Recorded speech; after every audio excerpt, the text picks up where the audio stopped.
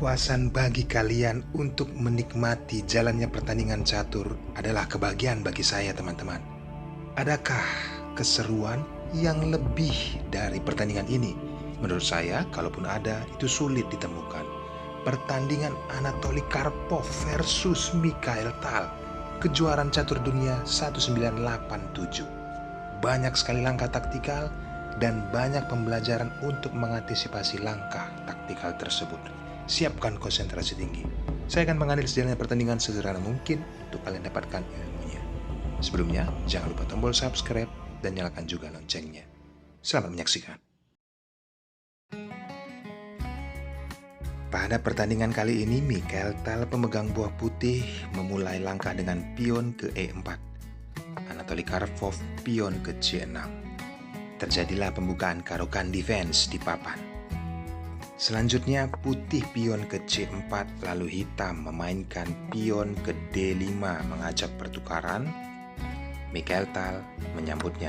Pion pukul pion disambut oleh pion, dan setelah pion pukul pion lagi, dimainkan kuda terlebih dahulu, tidak memukul pion. Bagaimana respon Mikhail Tal dengan memainkan kuda langsung ke C3? Disinilah Anatoly Karpov memukul pion tersebut. Pertukaran kuda diabaikan oleh Mikhail Tal. Dia langsung memainkan kudanya ke F3. Tetapi beda dengan Anatoly Karpov, penyerahan permainan dilakukan. Bukan dengan pion yang ada di D2, tetapi pion yang ada di B2. Tetap mempertahankan menterinya. Selanjutnya, pion ke G6 dan putih pion ke D4. Di sini, gajah pion sento tercipta setelah Mikhail Tal juga mempersiapkan ruang bagi rajanya untuk rokade sayap raja. Kedua pemain sepakat, teman-teman.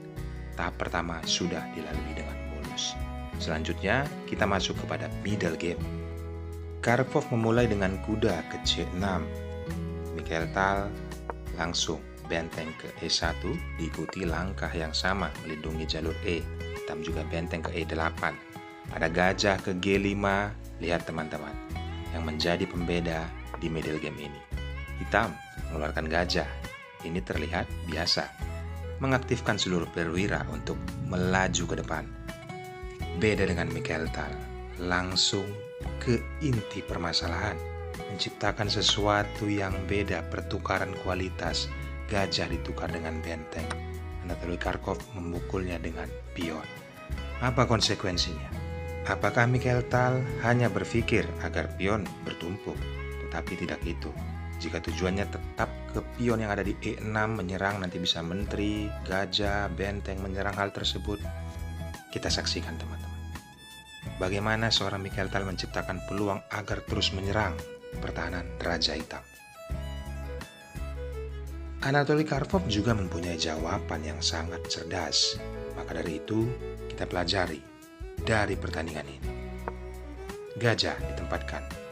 Yups, ada mengepin posisi raja. Ada menteri ke D6 melindungi pion tersebut. Kembali diserang pion tersebut. Dan hitam melindungi pionnya. Kuda manuver ke D8.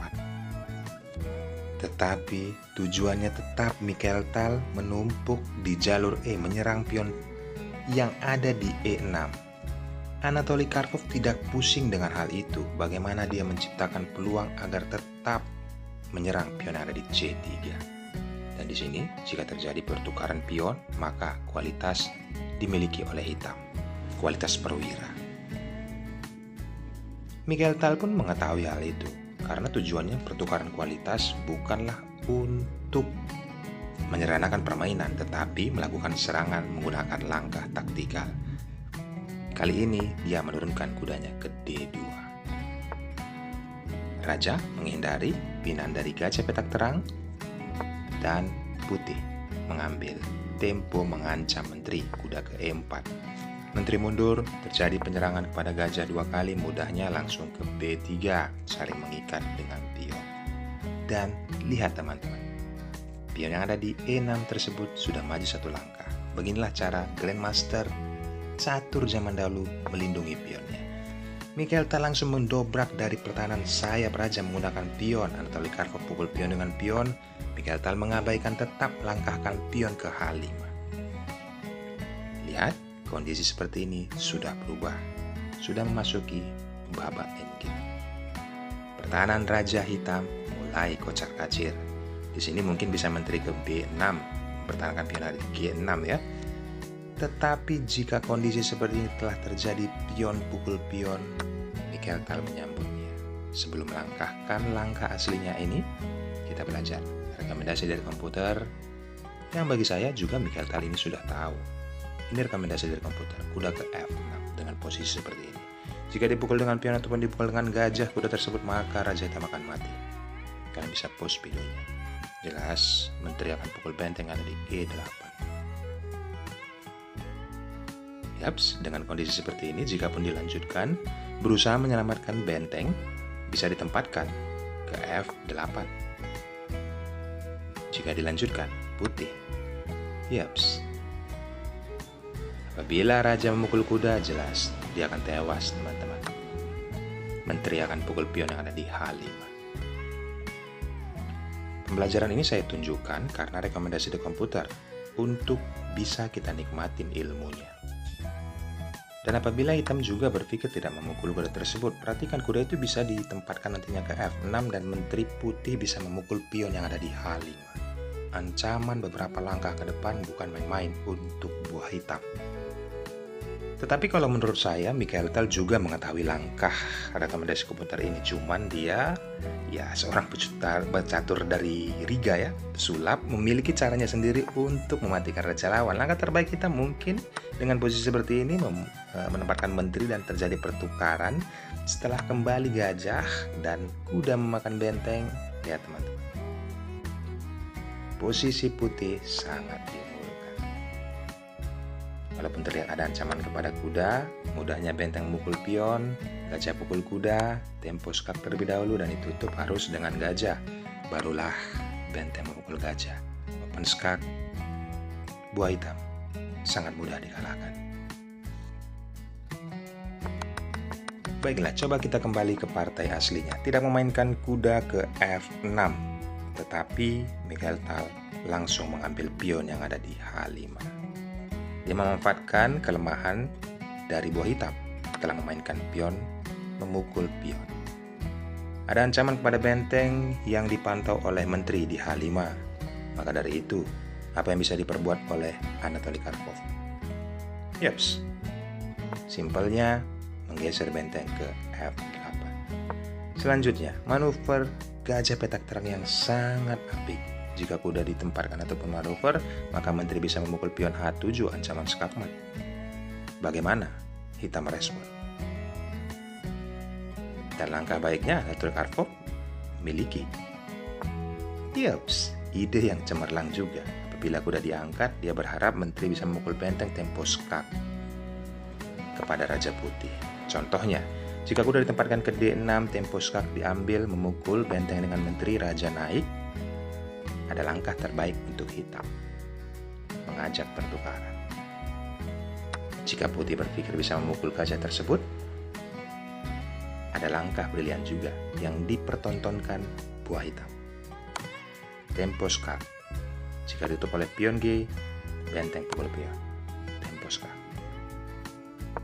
Dan apabila dengan posisi seperti ini ditutup dengan pion ke F4, sekaligus mengancam menteri. Hitam bisa langsung mengajak pertukaran menteri. Dan serangan dari putih bisa dipatahkan. Masih bisa dibilang berimbang untuk beberapa langkah ke depan. Bahkan bisa remis. Tetapi ini hanya langkah rekomendasi ataupun kita berandai. Tetapi beda dengan Mikhail Tal. Tetap menarik kudanya ke G3. Lihat ada ancaman skakmat di H7 bila menteri pukul pion. Walaupun Anatoly Karpov bisa mengambil benteng, ini langkah aslinya, tempo skak. Raja dinaikkan ke H2. Berikutnya, apa yang diperbuat oleh buah hitam? Kesalahan atau memang sudah strategi yang sulit dipecahkan? Dengan kondisi seperti ini, Anatoly Karpov tidak memainkan gajah ke H6, tapi memainkan pion ke H6. Mikhail Tal melihat ini sebuah kesempatan emas. dengan cara langsung memukul pion tersebut dengan gajah. Anatoly Karpov tidak memukul gajah, malah menggeser rajanya ke G7. Saatnya eksekusi terjadi. Raja Hitam dilindungi oleh 2 perwiranya, sementara serangan dilakukan oleh 4 perwira menuju ke Raja Hitam. Apakah bisa? Kita saksikan. Yang pertama, Mikhail Tal memukul gajah dengan gajah. Anatoly Karpov menyadari mungkin ini sudah terjadi kekalahan, tetapi dia masih mencoba keberuntungan. Ia harus memukul pion ada di F2 dengan benteng. Dan selesai, teman-teman. Setelah menteri ke H7, masih dicoba raja ke F7. Lihat, tempo skak kembali memaksa raja ke G8. Selesai permainan 2 langkah ke depan. Luar biasa langkah taktikal yang diciptakan di awal, tetapi di middle tadi Anatoly Karpov sudah menunjukkan bagaimana mengantisipasinya. Tetapi jelas saja kebrutalan Mikhail Tal membuat dia menyerah ataupun kalah tempo skakmat ke G7. Kita bisa flashback beberapa langkah ke depan, teman-teman, dari pertandingan ini. Hanya sebuah langkah sederhana saat gajah ditempatkan ke E6, tapi di sini Mikhail Tal memiliki ide yang sangat brilian, pertukaran kualitas perwira tertuju kepada pion ke E6. Bermula dari sini, teman-teman. Kita pelajari dan kita ambil ilmu. Penderitaan sampai akhir permainan dimiliki oleh buah hitam. Ambil pelajaran penting. Saya sudah menganalisis pertandingan sesederhana mungkin untuk kalian dapatkan ilmunya saat bermain nanti, teman-teman. Sama-sama kita belajar, karena orang yang pintar bermain catur adalah orang yang selalu menyaksikan pertandingan-pertandingan dunia ataupun belajar dari Grandmaster dunia. Jangan lupa tombol subscribe. Video-video unggulan berikutnya akan semakin banyak saya upload. Bye-bye.